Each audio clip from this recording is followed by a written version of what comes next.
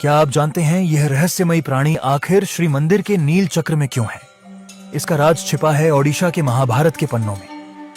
हम बात कर रहे हैं नवगुंजर की, और इसकी कहानी आपको एक बहुत गहरी सीख देगी। कहते हैं अपने 12 साल के वनवास के दौरान एक दिन जंगल के बीचों बीच अर्जुन तपस्या में लीन थे।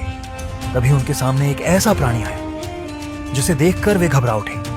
उस प्राणी का सिर मुर्गे का था, गला मोर का, कंधा बैल का, देह शेर की, पैर हाथी, बाघ और हिरण के, पूंछ सर्प जैसी लहराती हुई। और सबसे अनोखी बात तो यह थी, उस प्राणी के पास एक हाथ मनुष्य का था जिसमें उसने एक कोमल सा कमल पकड़ रखा था। अर्जुन इस दृश्य को देखकर अचंभित थे और उन्होंने तुरंत ही अपना धनुष तान दिया आक्रमण करने के लिए।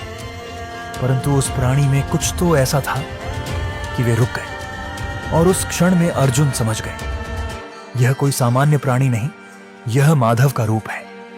यह था नवगुंजर, विष्णु जी का एक अलौकिक रूप। एक ही शरीर में 9 अलग जीव, जैसे प्रकृति की हर शक्ति उसमें बसी हो। परंतु अर्जुन इस मुलाकात का कारण नहीं समझ पाए। तब माधव ने उन्हें समझाया कि दैविकता का कोई एक रूप नहीं होता। रंग, गुण, प्रकृति सब एक दैव्य एकता का हिस्सा है।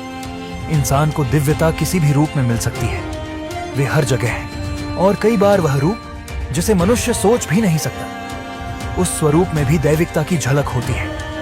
और यही तो ओडिशा की खूबसूरती है, जहां स्वयं प्रभु एक नहीं अनेक रूप में मिलते हैं। इसीलिए श्री मंदिर के नील चक्र पर 8 नवगुंजर खड़े हैं, मंदिर की रक्षा करते हुए और हमें याद दिलाते हुए कि ईश्वर हर रूप में व्याप्त है।